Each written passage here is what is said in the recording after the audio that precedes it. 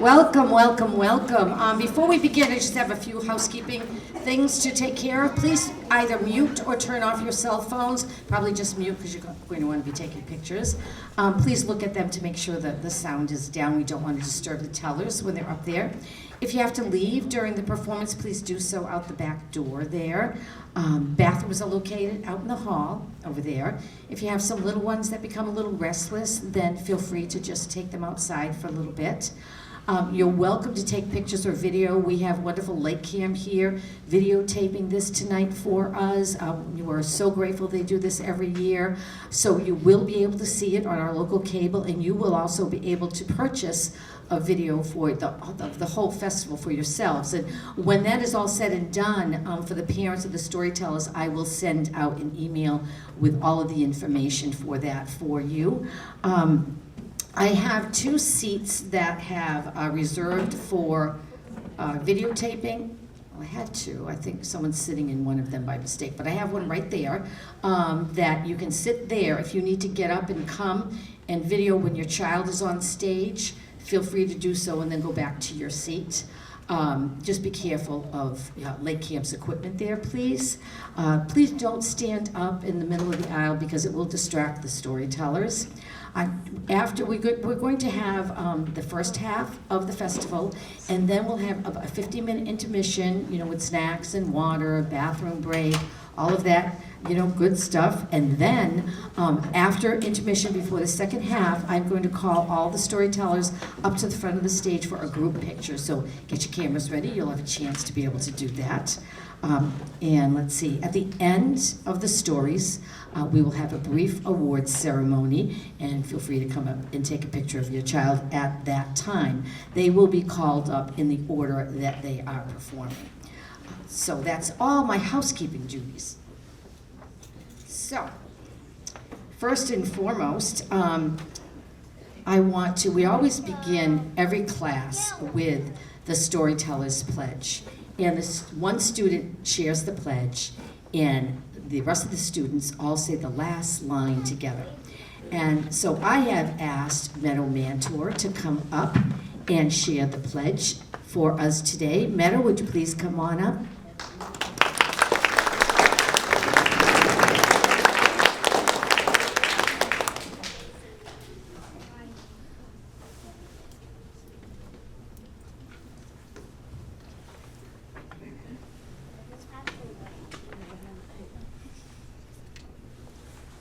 As a storyteller and a story listener, I give myself permission to have fun, laugh, take risks, make mistakes, tell stories. I know stories connect us, and I am connected to this story.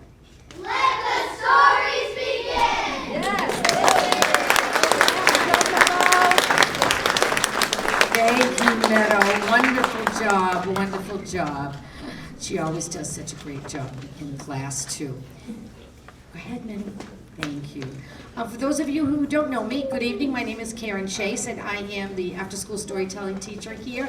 I have been here since 2012, so it's been quite a while. Some of my students this year are also 6th grade students, and this is their 3rd year with me. I love to have returning students. Thank you for joining us. As you know, parents, the students have been working very hard since October on their folk tales, fairy tales, myths, and legends, and they are ready to take the stage by storm tonight. One of the many things I love about this program are the friendships that form between the students. They support each other. They do such a wonderful job, and I love watching their self-confidence grow. I remember it during one practice session in class this year. One of our students was having a challenging time getting through their story, and one of the other students was sitting there listening, and suddenly they called out, "It's okay, you've got this, you can do it." And I just love that, without any prompting, they're just there to cheer each other on. It's really remarkable, and I feel incredibly lucky to work with them. They're continuing the ancient art of oral tradition passed down through the centuries, and it allows them to explore diverse cultures around the world and discover that we are really not so very different. And in the process, they learn how to work with others, gain public speaking skills, and discover just how resilient, courageous, and talented they are. Now, I have to say a few thank yous. It would not be possible without the support of our principal, Dr. Sullivan, the teachers at GRAIS who took time to bring their students to this room here for practice performances so the students could have an audience before tonight, and also the Freetown Cultural Council who support this program every year, and of course all of the parents who let me share time with their wonderful children. And a special shout out to Diane Zapiga right here, director, so give a wave, Diane, there. Director of Campus Program. She is very invested in this program and all the programs. As I said, I've been teaching here since 2012, and the other day I went to email her, and all of a sudden my email program popped up when I put her name in, and it said, you and Diane have shared 2,080 emails between 2018 and 2025. And that's not even going back to 2012. So that gives you a tiny glimpse into how much actually goes on behind the scenes here. Thank you, Diane. I know I couldn't do this program without you. Thank you. And an extra thank you to my wonderful husband, Raymond Chase, who is always helping me backstage and setting up. And my oldest grandson, Mason, who's back there helping as well. And where's my Matthew? My other, there, he's way back there. He's in charge of the snack table tonight. So it's a family affair. Thank you very much. So, let's begin with our stories tonight. Opening up the festival this evening is a storyteller who was with me for her second year. And I remember last year, she had a lot of anxiety and stage fright. And now, she's got this. She has no problem taking the stage. She always brings wonderful energy and adding just the right facial expression and tone to bring the story to life. Please welcome Olivia Burkett sharing a pourquoi tale from Africa. Hi, my name is Olivia Burkett, and today I'm going to be telling the story of why frog and snake don't play together. One day, a small frog went out to play. While hopping through a forest, he saw a creature he'd never seen before. It was long, it was thin, and had a coat of many different colors. "Who are you?" asked Frog. "I'm Snake. Who are you?" "I'm Frog. You want to play together?" "Sure," Snake replied. The two went off and had a great morning together. Frog even taught his new friend Snake how to hop on his belly. It took lots of practice, but soon Snake was almost as good as his new friend Frog. In appreciation, Snake taught Frog how to slither on his belly. He couldn't wait to jump scare his friends. It was getting late, so the two hugged each other and said goodbye. But before they left, Frog said, "You're the best friend I've ever had." "Same here," Snake replied. And Frog hopped off to his house, and Snake slithered off to his. At Frog's house, he showed his mother what he could do. "Where did you learn that?" "My new friend Snake taught me." Did you say Snake?" "Yeah, I sure did. He's my new best friend." "No, you cannot play with him anymore. He'll eat you up the first chance he gets." "No, he won't. My new friend Snake would never do that." "Oh, yes, he will. The first chance he gets." Frog felt sad and hopped off to his room and thought a lot about what his mom said. And then he remembered when Snake hugged him, and he hugged him really tight. And off at Snake's house, he showed his mom what he could do. "Where did you learn that, my dear?" "My new friend Frog taught me." "Did you say Frog?" "I sure did." "You're gonna eat him up the first chance you get. You got it?" "No, I won't. I would never do that." "Yes, you will. The first chance you get. Got it?" Snake slid off to his room and thought a lot about what his mom said, and thought when he hugged Frog, it felt really good. And so Snake slithered off to Frog's house and knocked on the door. "Oh, Frog, come out and play. I can't play with you anymore." "Oh, so I guess your mom had to talk with you too then." "No, I just can't play."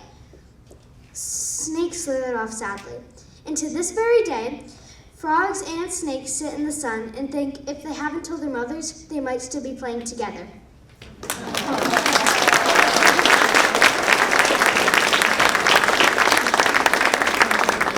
Told you lots of energy. Thank you, Olivia. Wonderful way to start us off. My next storyteller is with me for her first year. She has easily taken to the craft of storytelling, stepping right into her story. She takes her work very seriously, always double checking with me to ensure she is completing her assignment correctly, but she never forgets about having fun. Please welcome Meadow Manter sharing a fairy tale from Germany.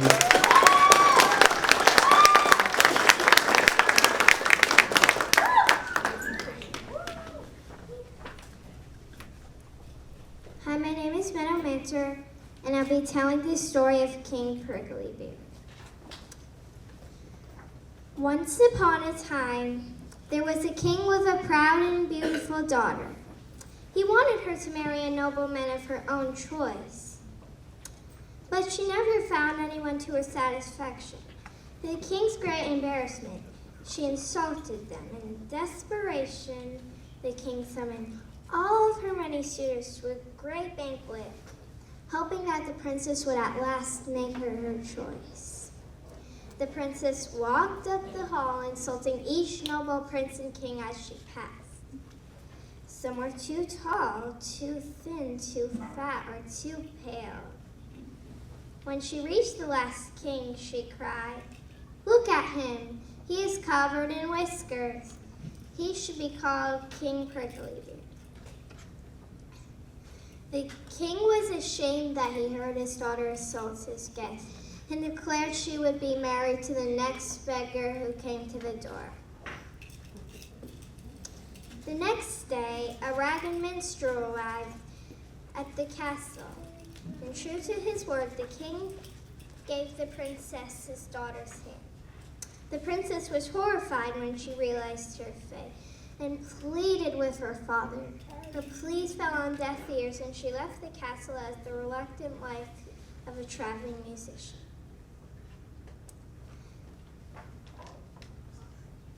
He led her through the countryside to his tiny broken-down cabin. The princess was told to prepare a meal, but she didn't know how, and the beggar was forced to help her. The next day, she was told to clean the house, but she didn't know how. This went on for several days, until the beggar finally said, "We cannot keep spending money and not earning it. You must work. I shall cut willow branches, and you shall make baskets." The princess tried to weave baskets, but the work made her soft hands bleed. He then set up a spinning wheel and told her to spin wool, but she didn't know how, and the thread made her hands bleed even more. So he sent her to the market with some pasta seed. She did well for several days, until a soldier came past and brushed his horse against her saw and broke all her stock. Crying, the princess went home and told her husband of her misfortune. The beggar shook his head and said she had placed her stall where such trouble was bound to happen, and got her a job as the kitchen maid in the royal castle. The princess worked in the castle kitchen and did the dirtiest jobs. One day a royal wedding was held, and a parade came past the castle kitchen. The princess remembered the magnificent life she had lost and burst into tears. Just at that moment, a man came in wearing a golden suit, and he wanted her for a dance partner. The princess was deeply embarrassed, for the man was no other than King Prickly. He then dragged her to the dance floor and spun her around. But then she broke away from the king and ran towards the door. But he caught her and said, "Don't you know me?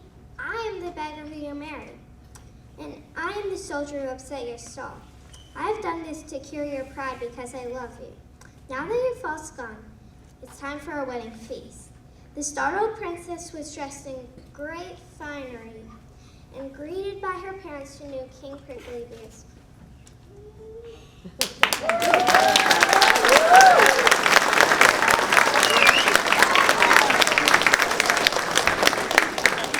Oh, I love that story, Meadow. Thank you so much. We love Happily Ever After. Thank you, Meadow. Our next storyteller is a 5th grade student with me for her first time. But she's a second-generation storyteller, as her sister Nora was part of the program as well. Nora, are you here? Is Nora here tonight? Yes. Ah, she's hiding on me. Hi, Nora. I also told her she was very lucky because she had a built-in storytelling coach at home because Nora knows what she's doing. Tobin herself has done a wonderful job with this folk tale from Greece. She has worked very hard. Please welcome Tobin Smith.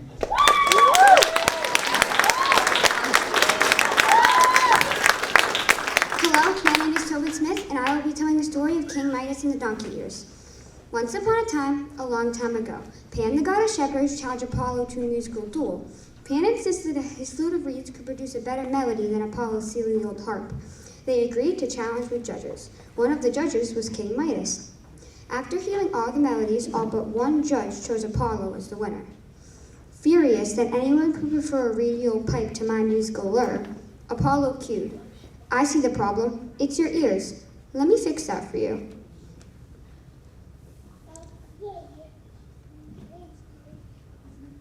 He felt his ears start to quiver. His ears sprang out and turned into the large furry ears of a donkey. He was horrified.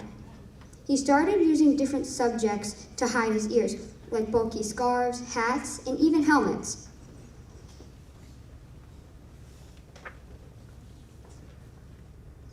The only person who saw his ears was his barber. His barber promised he would never tell a soul, but keeping such a huge secret on his chest was killing him. He walked up a mountain range, almost fell off the top, and said right into a piece of echo. If you don't know what echo is, it was scattered all over the kingdom. What he said into that piece of echo: "King Midas has the ears of a donkey."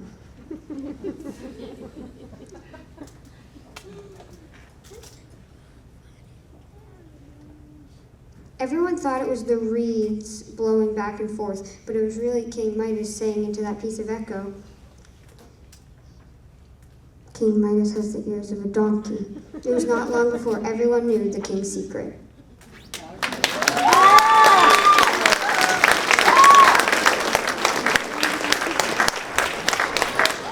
Excellent, Tobin. Thank you so much. Wonderful job. She did awesome. Our next storytellers are telling in tandem. They are both brand new this year. One is a 5th grader and one is a 4th grader. And they told me they didn't know each other before this program, and they are so happy that they have become friends. They are both very committed to the program, always doing their best to bring this story to life.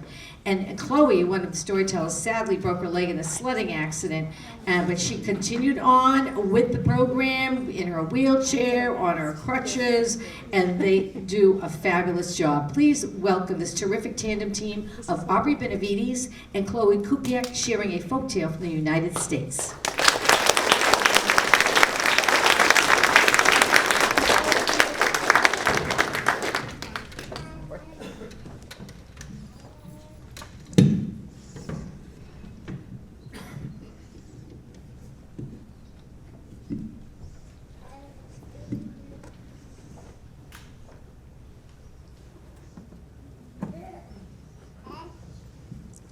I'm Aubrey Benavides, And I'm Chloe Kupiak. and today we are going to be telling the story of the ghost with the bloody fingers. A woman sat down in a comfy chair in her living room, reading a good book. But from off in the distance, she hears a voice wailing, I am the ghost with the bloody fingers rising from my grave. The woman was so frightened that her hair stood up like grass, and then, a little while later, she heard, I am the ghost with the bloody fingers coming down the road. The woman's eyes got so big that her eyebrows almost reached the top of her head. And then the voice was louder. I am the ghost with the bloody fingers, opening your gate. Creak! An eerie shiver went down the woman's spine. I am the ghost with the bloody fingers, walking down your path. The woman felt a terrifying tingle going all the way down to her toes. I am the ghost with the bloody fingers, knocking at your door. Bam, bam, bam. The woman's heart went ba-boom, ba-boom, ba-boom. I am the ghost with the bloody fingers, floating through your door. An icy chill filled the room as the ghost drifted toward her and cried. I am the ghost with the bloody fingers, looking you in the eye. Frozen with fear, the woman managed to ask, "What do you want?" The grisly ghost held up his bloody fingers and groaned. I want a few Band-Aids, please.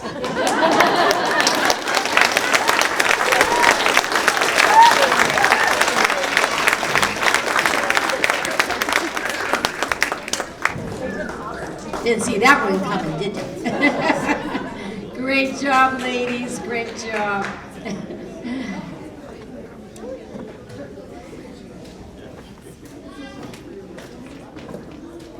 Good job. Our next teller is also a 6th grade student. This is her 3rd year with the program, and she has already asked me if she can do it in 7th grade. So, Mom, just saying. She has blossomed into a wonderfully confident performer, always looking for ways to improve her story. Please welcome Samantha Pinault sharing a noodlehead folktale from Moldova.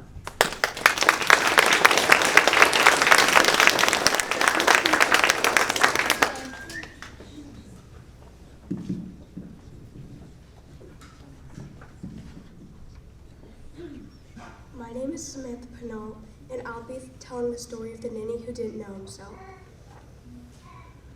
Once a young man set off on a 2-day walk to go visit his cousins. At the end of the first day, he soon got very tired and hungry. He saw an inn and decided to stop in. He gently rang the bell. Ding! The innkeeper walked over and said, "How may I help you, sir?" "Hi, may I please have one room?"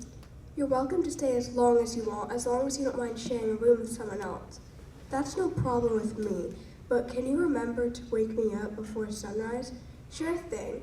He walked to his room and soon found out that he was sharing his room with the priest. They talked a bit and soon got hungry, so they decided to go down to the restaurant in the hotel. They got bacon sandwiches because they loved bacon. They could smell the delicious aroma of the bacon sandwiches. They quickly got back to their hotel rooms, and once they got their bacon sandwiches, they ate it like animals. They soon got tired, so they decided they should go to bed. The next morning, the innkeeper came and shook the man on the shoulder. "Wake up!" He quickly got up, but it was still dark out, so he quickly put on his clothes and set off on his walk again. He soon got tired, so he sat under a tree, but he glanced down at himself. He saw that he was wearing the priest's robes. He thought that he was the priest. He quickly got up and marched back. As he was marching back, he kept calling the innkeeper names like Ninny, Nimwits, and Numbskull. But anyone would have known who the real fool was.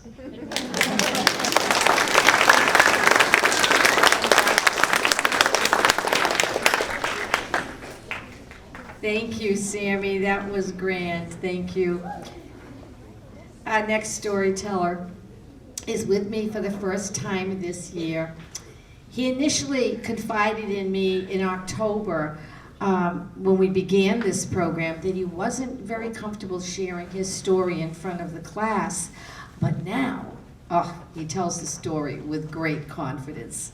During our final class, he told me that he was sad that it was all over, but I reminded him about the festival tonight and that there was always next year. He enthusiastically told me that he's in 5th grade. So please welcome Maxwell Smith sharing a riddle folktale from China.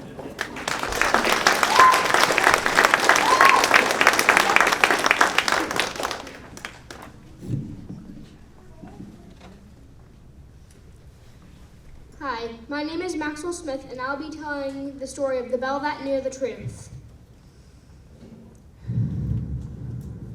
Long ago, on the southeastern coast of China, there lived a wise judge named Chen, not only known for his great sense of justice, but also for his clever solutions to difficult problems. This is the story of one of his most famous trials. There had been a robbery in Judge Chen's village. The sheriff and his men questioned several suspects, but could not figure out who the thief was. So they brought the men before Judge Chen, hoping that he could solve the mystery. Instead of asking the suspects questions, he ordered, "Fetch the bell from a local temple, for it has magical powers. Its power can tell the guilty from the innocent. If the hands of an innocent person touch it, nothing will happen. However, if the hands of a thief touch it, it will ring. I want each person to put their hands behind the curtain and touch the bell." One by one, the suspects did as told. The bell still remained as silent as the librarian. Finally, the last suspect put his hands on the bell. Nothing happened. There was a great uproar in the court. "Silence! This trial is not yet over. I want each suspect to raise 2 hands if you are innocent." Although it seemed like an odd request, all the suspects did as told. Judge Chen pointed to one man and said, "This is the thief." "But the bell didn't ring when I touched it," the man protested. "Although it is true that the bell didn't ring, it is true that you are guilty, for the bell was covered with ink." All the other suspects' hands are dirty, meaning they obviously touched it. Your hands are clean, which means you were scared that the bell would ring, giving away that you were the thief. Although the bell may not be magical, it did tell the truth. The policeman then led the thief away. Once again, the people marveled at the great wisdom of Judge Chen.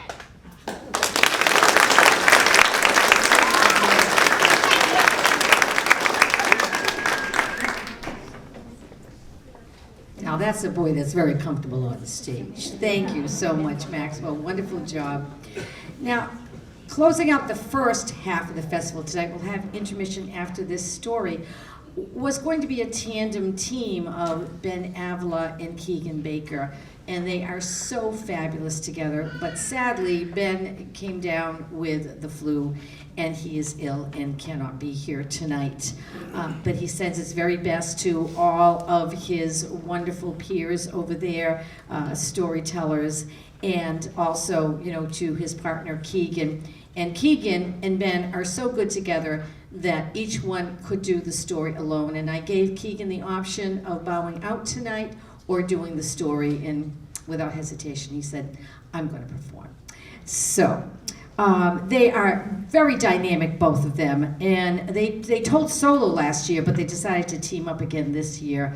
And I wish you could see them together because they easily play off of one another, but I know Keegan will shine as well as he shares this folktale from China. Please welcome Keegan Baker.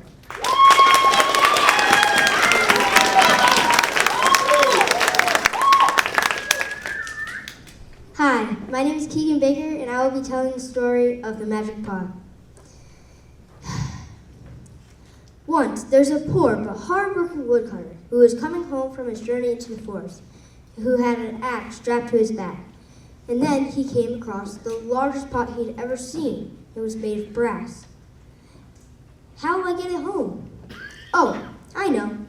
He untied his shoulder strap, tied one end around the pot's handle and the other end around his waist, and then started the long, hard work of bringing home the pot.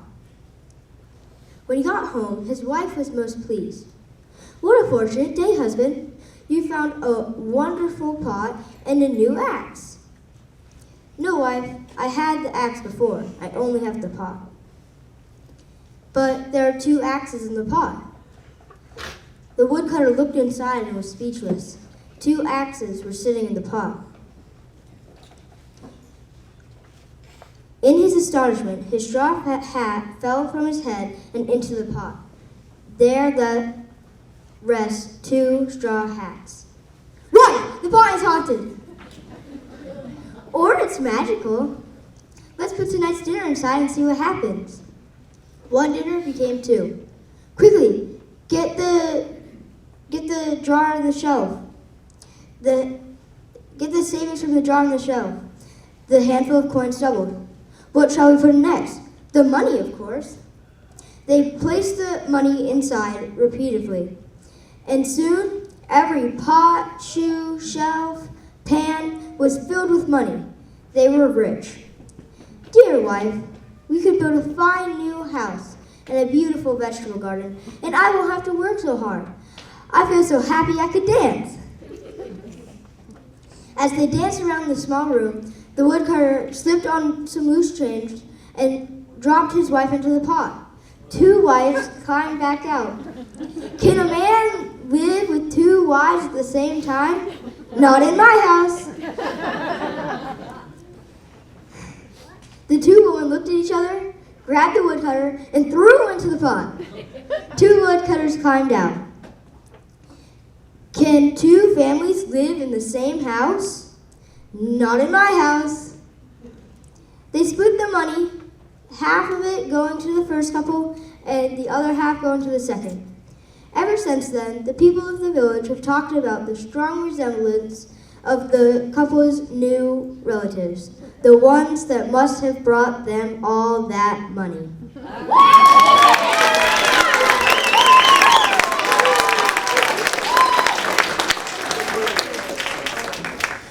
Thank you, Keegan. You did a fabulous job by yourself. When they were together, Keegan did his own little dance, but when they were on stage together, they did this whole little dance together, which I'm sorry you're missing out on tonight because it was great. Wonderful job. So right now, as I said, we'll have an intermission. Storytellers, I'm going to ask you to please walk down to the back. They'll begin, and then everybody else can follow. Thank you all who brought something tonight to share. I really appreciate that. There's waters, there's snacks, time to use the bathroom. I'll let you know when it's time to come back up and take pictures of the group. For now, enjoy. Storytellers, would you please come to the front of the stage? Storytellers, please come to the front of the stage. I don't do the morning run anymore. The guys get up. I don't know.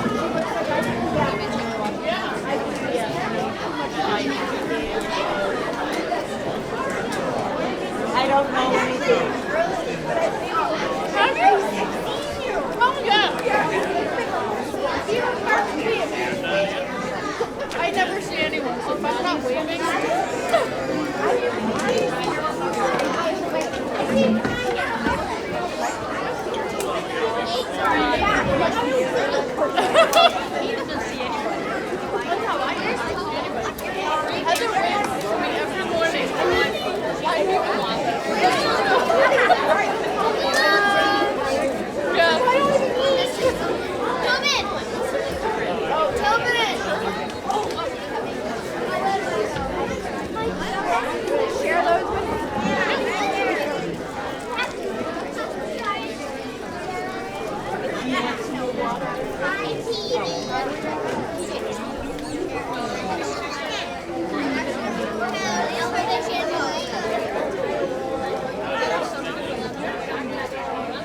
Parents, this is your paparazzi moment.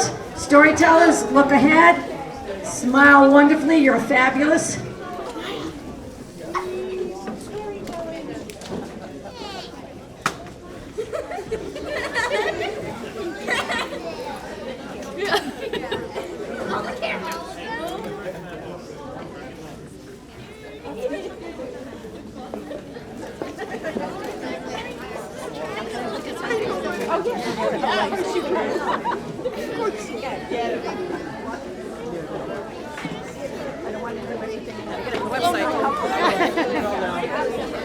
I will. I'm gonna wave my back.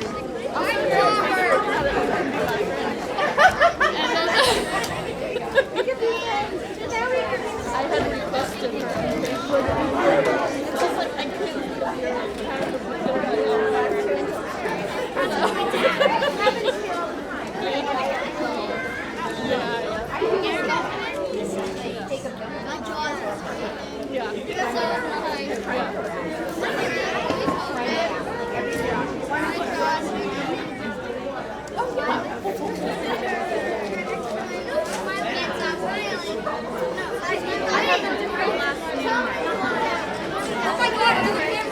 Sorry. All right, storytellers, head back to your seats, please.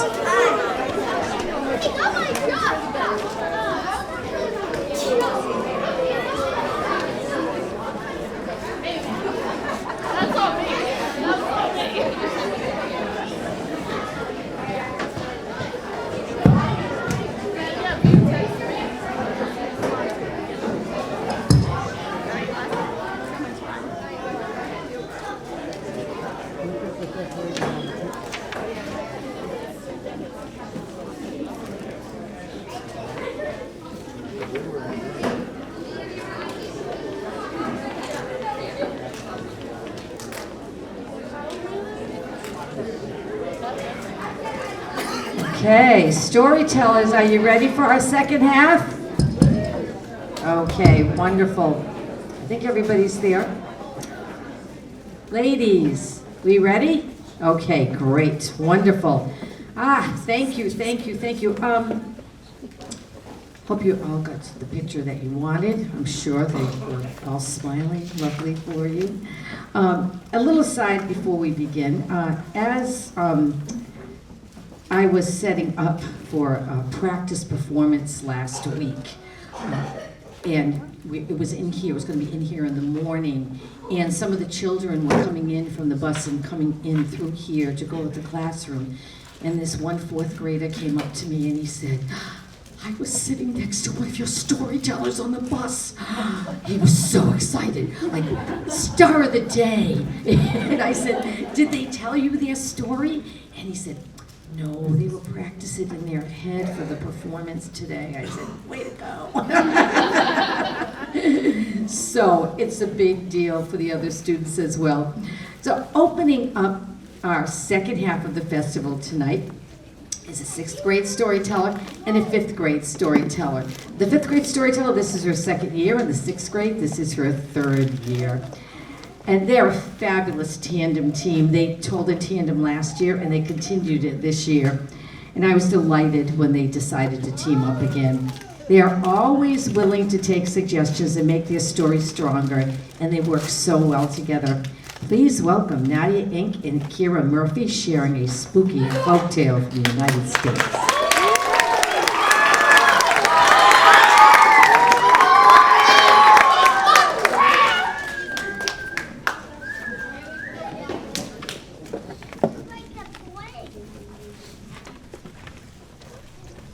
Hi, my name is Nadia Enck. And I'm Kira Murphy, and today we will be telling the story of Taily Poe.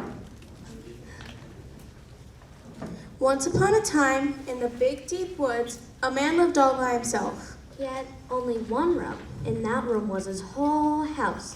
His sitting room, his bedroom, his dining room, and his kitchen too. One night, while the man was sitting by the fireplace stirring his stew for supper, the most curious creature you ever did see fell, blink, right down the chimney. It landed on its head, and its great, big tail landed right in the man's stew pot. Yow! Screamed that thing. Well, that scared the man, so he picked up his axe and started swinging it and swinging it. And while he was swinging it, whoops, he chopped that thing's tail right off. That thing turned around and clawed its way right back up the chimney. Oh, that was a close call, he said. The man went back to stirring his stew for the supper, tail and all. A little while later, he sat down and ate. Then, with his stomach nice and full, he went to bed and fell asleep in no time flat. He hadn't been asleep very long when he was awakened by something Stomping, stomping, stomping. on the roof. Whoever was up there was really, really mad. And by, he heard a voice say, "Taily Poe, Taily Poe, give me back my Taily Poe." Now the man would have been glad to give the tail back if he hadn't eaten it. But try explaining that to a creature stomping across the roof of your house. So the man called his dogs, Uno, Eno, Cappuccino. Here, he said. And those dogs chased that thing right back into the woods. The man pulled the covers up and went back to sleep. A little while later, in the middle of the night, he was awakened again by something creeping, creeping, creeping on the side of his house. The man sat straight up and looked out the window. Sure enough, he saw two great, green, upside-down eyes staring right at him. And those eyes were as green as acid.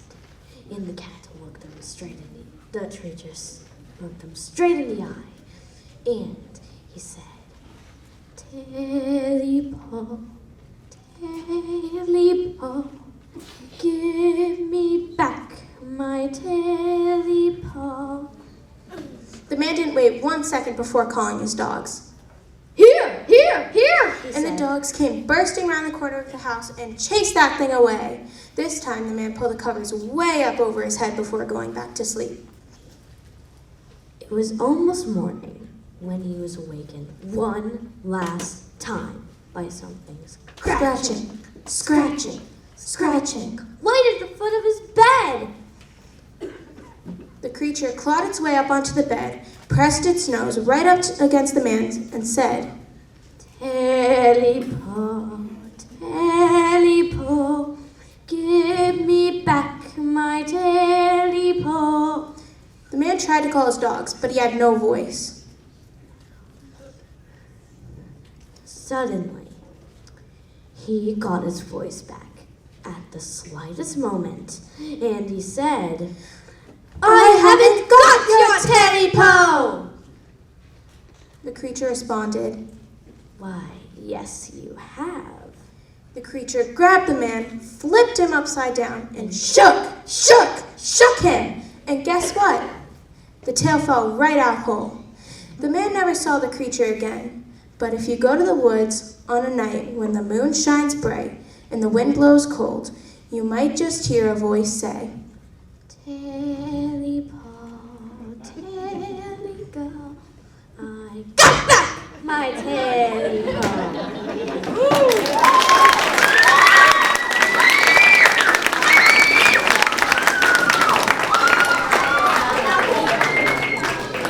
So how many of you jumped when they did that? Yeah. Great job, ladies.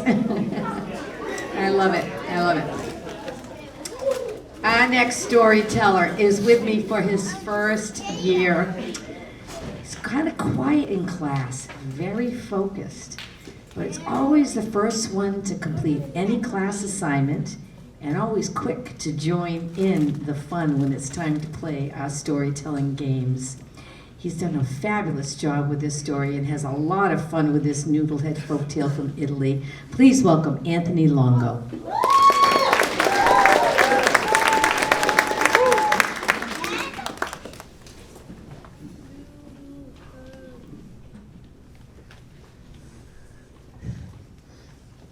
Hi, my name is Anthony Longo, and I will be telling the story of when Jufa guarded the goldsmith's door.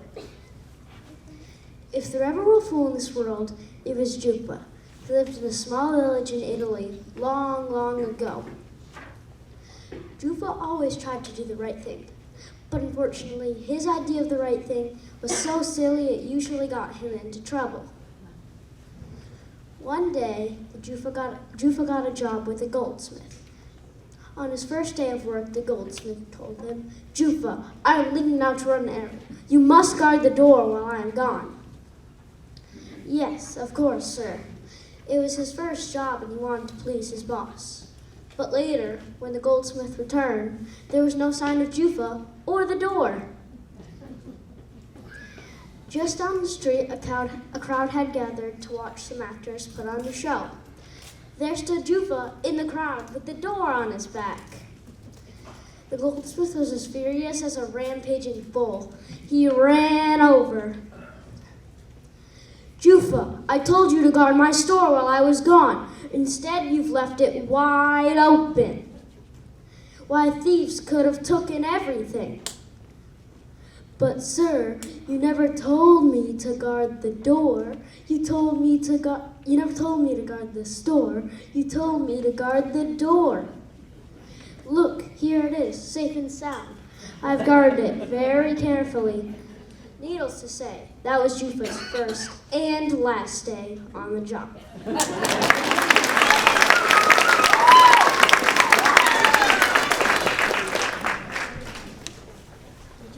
Thank you, Anthony. I love the voice he uses for Jufa at the end. Thank you so much. Our next storyteller is a 5th grade student, and he is with me for his first year as well. Initially, he wanted to tell in tandem, but he decided to go it solo. And I'm so glad he did because he does a fabulous job. He is very determined and always eager to do his best. Please welcome Oliver Lewis sharing an Aesop folktale.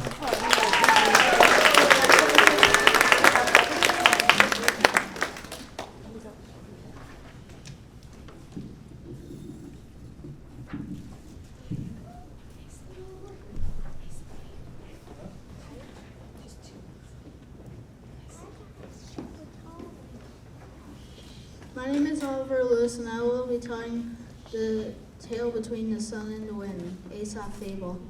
Once the sun and the wind got into an argument. Then they saw a man walking down the road, and then the sun said, "I have an idea. Whoever can get the man to take off his coat will be the strongest." So the sun hid behind a cloud, and the wind blew as hard as he could, but this just made the man zip up his coat even more. Finally, the wind gave up. The sun shined its beaming, bright, hot rays.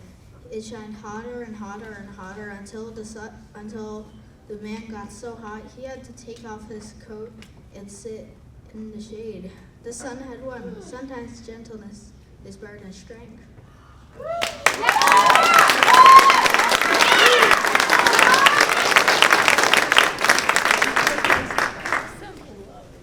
I love that story, Oliver. Thank you. So timely, so beautiful. Thank you very much.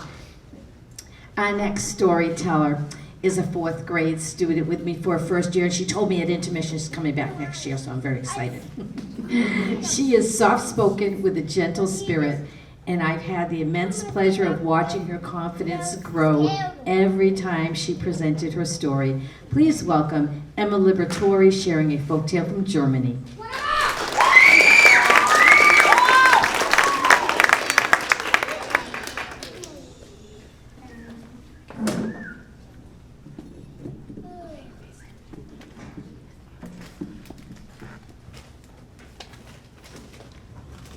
Hi, my name is Emma Liberatori, and I will be telling the story of the golden fish. Once upon a time, in a land far, far away, lived a very poor couple in a shack not far from the sea. This means that their only means of food was the fish that the old fisherman caught. But one day, this all changed. One day, the fisherman, as his normal routine, was going out to catch some dinner. But instead, he caught the golden fish. Now, this was not your ordinary fish. This fish could grant any wishes that you wanted. The fish begged the fisherman to let him go. He said that he would grant any wishes that the fisherman wanted. But the fisherman asked for nothing in return and let the fish back. He walked all home, and when he got home, he told his wife about this. Now, she was not very happy.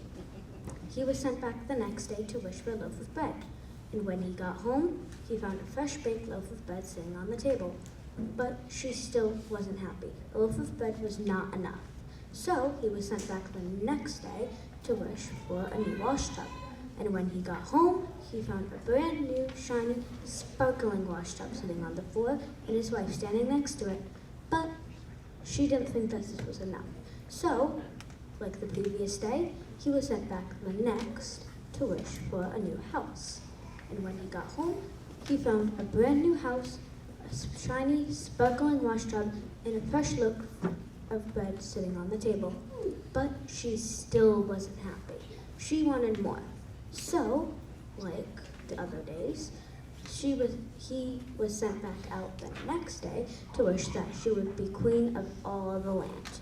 So, when he got home, he found a tiara on her head, a brand new house, and a fine, sparkling wash tub sitting on the floor. And also, like I've said before, the loaf of bread still on the table.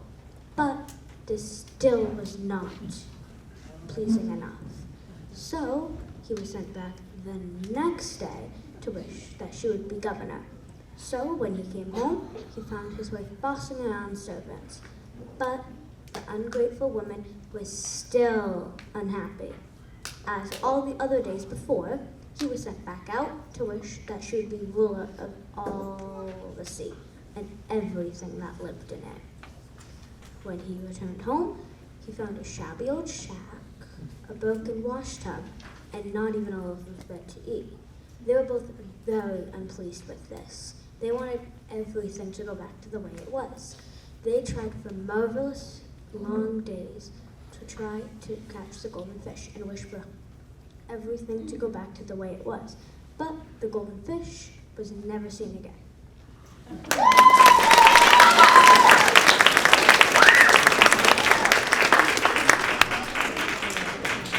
Thank you, Emma. That's what we call a cumulative folktale. They're not easy to tell, and she did a wonderful job with that. Thank you so much, Emma. Now, our next tellers is another tandem team made up of 2 5th grade students. Lily is with me for her 2nd year, and her warm smile and helpful personality always makes it a pleasure to have her around. Jonathan is with me for his 1st year. He is always ready to participate in our storytelling games, and he has done his very best to complement the story and his partner's storytelling style. Please welcome Lily Morse and Jonathan Alexander sharing a folktale from the Arab culture.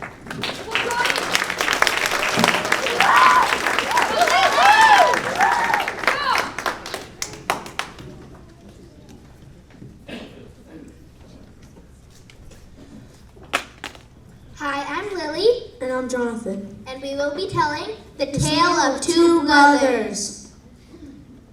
Once there were 2 brothers that divided their land in half from their father's land. The younger brother had no children. Meanwhile, the elder brother married and had 6 children. One night, the younger brother lay awake thinking, it's not fair that each of us have to land to farm on. I have more grain to do than my older brother has to do. So that night, he gathered a large bundle of wheat, picked up some, and went to the tippity top of the hill, running back down, placing it down in his older brother's silo, feeling pleased with himself. But earlier that very same night, the older brother had also gathered a large bundle of wheat, carried it over the hill, and placed it in the younger brother's silo, and returned home feeling amazed with himself. The next day, the younger brother checked his silo to see it was unchanged.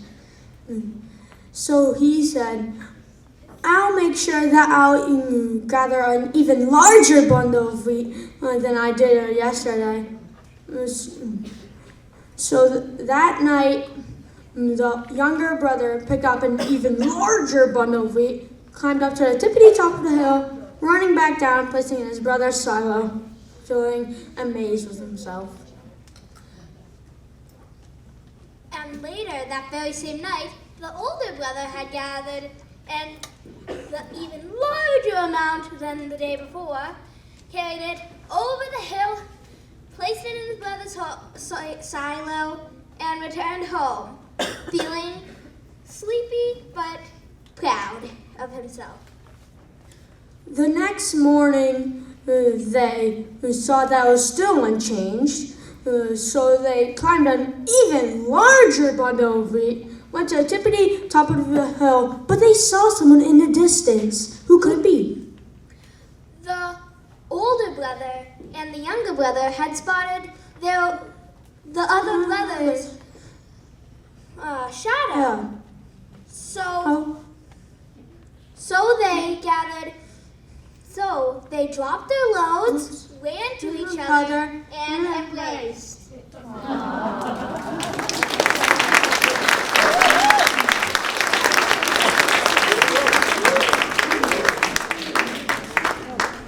Wonderful story of generosity. Thank you so much, Lily and Jonathan. Lovely job. It's not easy telling in tandem. I always tell them it's harder than telling solo.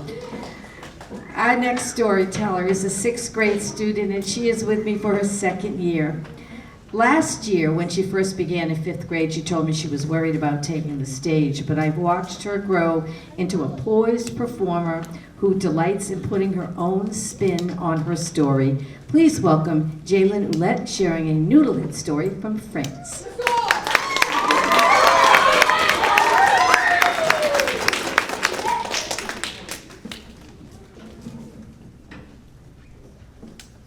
Hello, my name is Jalen Willette, and I'll be telling the story of the 7 foolish fishermen.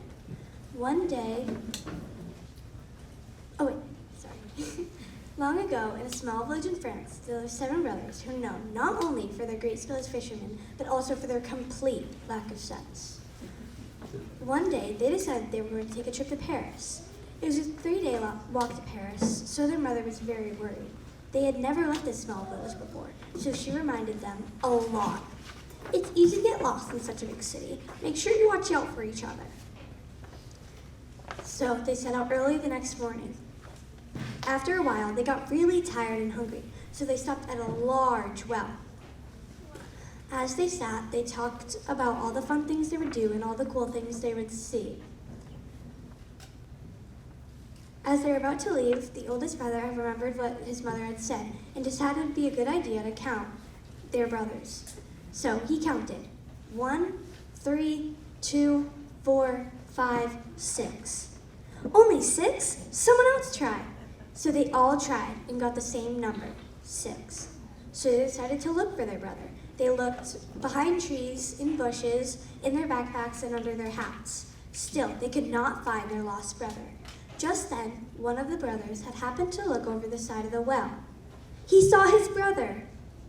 Guys, I found him. It looks like he's fallen in the well, but he seems to be okay.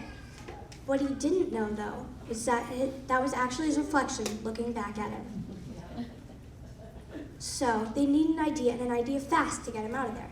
So the oldest brother grabbed onto the edge of the well, and the next brother grabbed onto him, until they were all finally in the well. Just then, the oldest brother felt a big sneeze coming on. Achoo! They all fell down to the bottom of the well. At least they were all together again, they reasoned. Luckily, there was enough room in between each piece of the well so that they could climb out. Their clothes were soaking wet, though, so they had to hang them on the branches of the trees that were nearby. Just then, a weary traveler came by. He was as confused as a giraffe in Antarctica. Can I help you? Yes. We need to be absolutely sure we're all here. Do you think you could count us? I have a better idea. Why don't you just count how many pairs of pants there are hanging on the trees? They knew a good idea when they heard one. So they counted. 7! There were 7. They decided to go home after their clothes dried, because if they got lost on the way to Paris, surely they would get lost in Paris.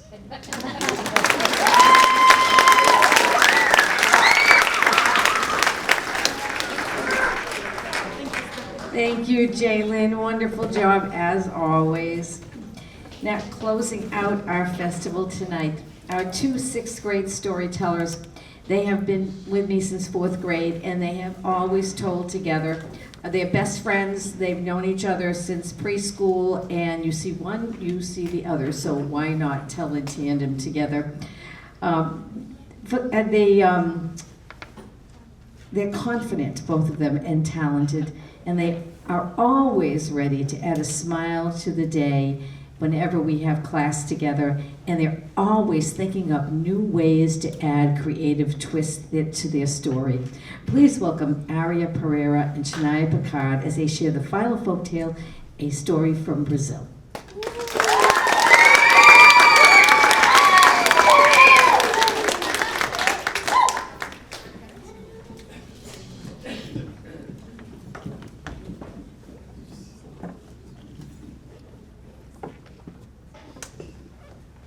Hi, I'm Aria Pereira. And I'm Shania Picard. And we're going to be telling the story of how Jaguar and Goat built a house. Goat lived on the western side of the forest. The jaguar lived on the eastern side of the forest. They knew about each other, but they had never said hello. One day, Go went walking through the forest, and she found a lovely spot. It was just the perfect spot to build a house. So she went to work. She worked hard all day, just clearing out all the brush and hauling in some wood. So when she was finally done with all of that, she went back to the western side of the forest, where she lived. That night, Jaguar came prowling through the forest. He discovered a lovely spot to build a house. It was all cleared of brush, and there was even a nice pile of wood to begin building. So he decided to build walls for a house. He worked hard all night long, and then he went back to the eastern side of the forest, where he lived. That next morning, Goat hurried to continue to work on her house, but she was amazed to find that the walls were already built. Oh my! Fortune is smiling on me. Now, it's time to build a roof. So she went searching for palm fronds, and then she fastened them together to make a super strong roof. Then, when she was done, once again, she went back to the western side of the forest, where she lived. That same night, Jaguar came to continue working on his house. He decided to build the windows and the doors to it. So he worked hard all night long, and he finished the windows and the doors for the house. That next morning, Goat once again came to the spot. She decided to give the house a makeover. So she decided to paint. She painted the walls inside and out. But once again, when she was done, she went back to the western side of the forest. But she was thinking, tomorrow I'll be ready to bring my stuff and move in. That final night, Jaguar came to work on his house, but he discovered that the walls had painted itself. Oh, miracle! Fortune is smiling on me for sure. That means tomorrow I can bring my stuff and move in. The next day, Jaguar and Goat both came, carrying their belongings. Hello, Jaguar. What do you think of my new house? Your new house? I built this house. Well, I'm the one who cleared out all the brush and hauled in the wood, so this is my house. Yeah, well, I made the windows and the doors, so this is my house. Okay, but I built the roof, so this is my house. Oh, you're done now? Okay, well, I built the walls for the house. That's way harder, so this is my house. Well, that is not nearly as hard as painting. That took a while.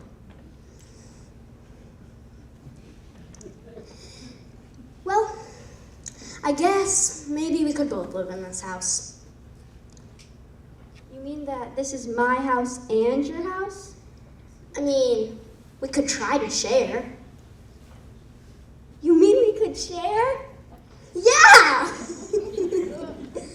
Well, then that's my corner. And that's my corner. Shall we put the kitchen here? And the living room here? A new house is a fine thing, but a new house with a new best friend is even better.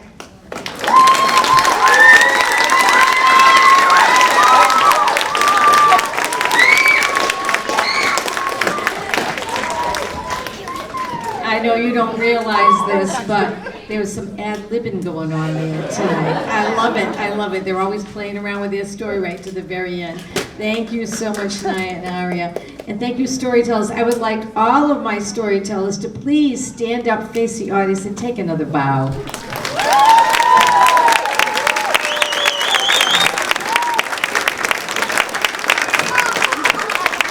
Well, now comes another fun part of the evening. I was laughing because Jonathan's brother was part of this program a couple of years ago, and so he kind of knows the drill. And he said to me one day during class, is there going to be something at the end of our stories? Are we going to get something? I said, well, I don't know. We're just going to have to wait and see. So, Jonathan, you were right. You were already tuned into it. So, right now, we are going to present each storyteller with an applause award and the gift of a book, my gift to them for doing such a wonderful job. Parents, they will be called up in order of appearance, so if you want to come up and take a picture, that will be fine. Let me just grab my list here, and we will begin.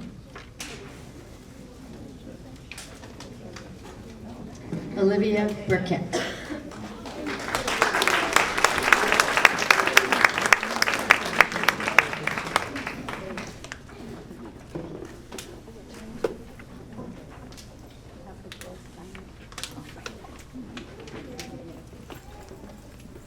Meadow Banter.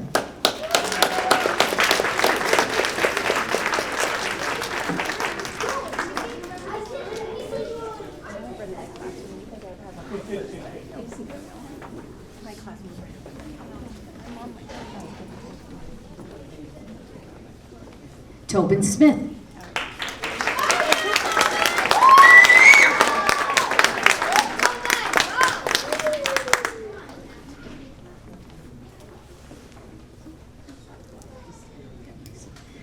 Aubrey Benavides.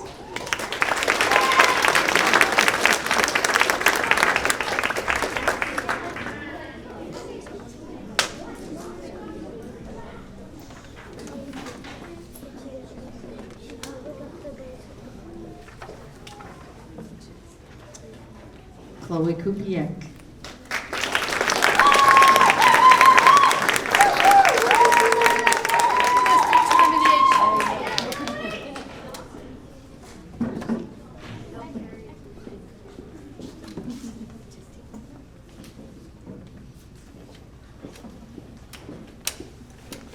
Samantha Penalt.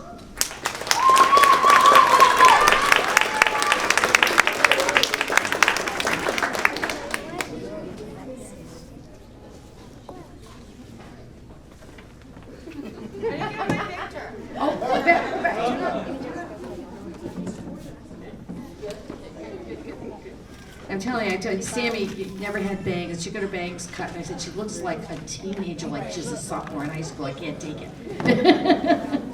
She looks wonderful. Okay, Maxwell Smith.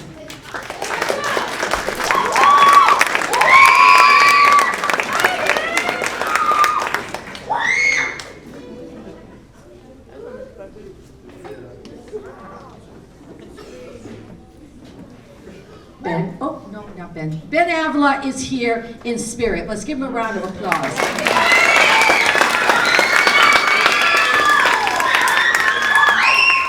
Keegan Baker.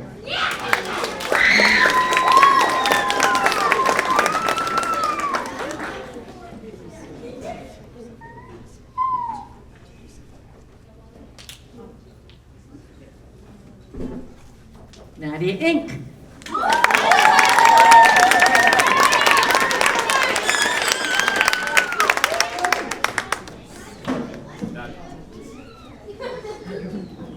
Nice job.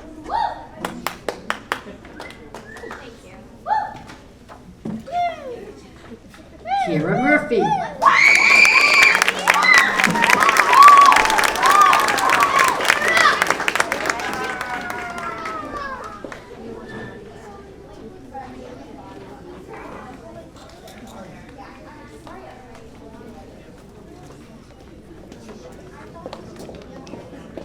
Anthony Longo.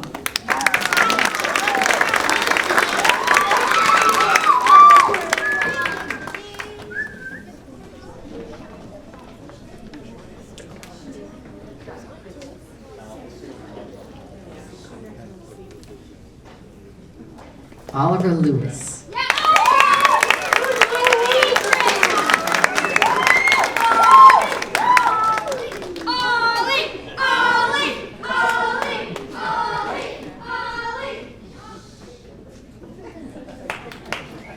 Great job, Oliver.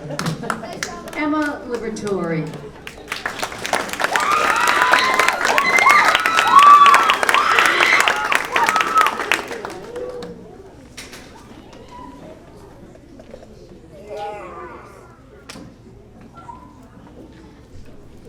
Jonathan Alexander.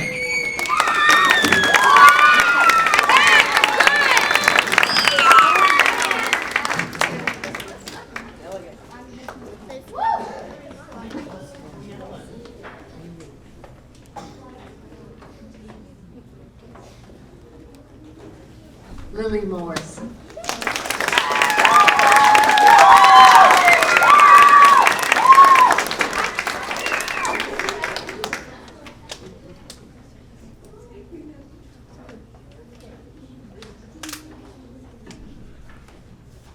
Jalen Ouellette.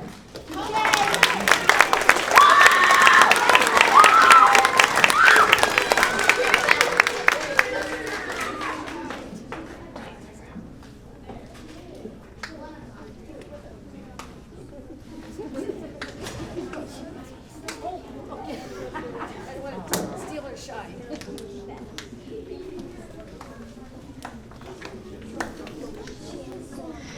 Aria Pereira.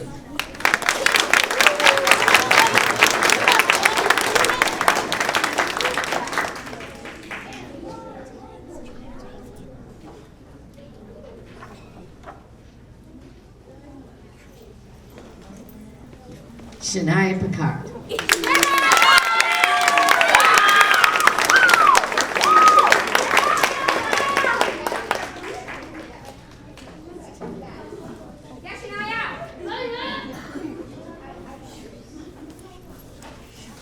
I was telling you that Shania and Aria are best friends, and of course you see them dressed together tonight, and they even have half of a heart each. So, you know, they're really special to each other. So I, want to thank you all once again for letting me spend time with your children. They really are a blessing, and they give me hope because they do such a great job, and they are so supportive of everybody. Oh my goodness.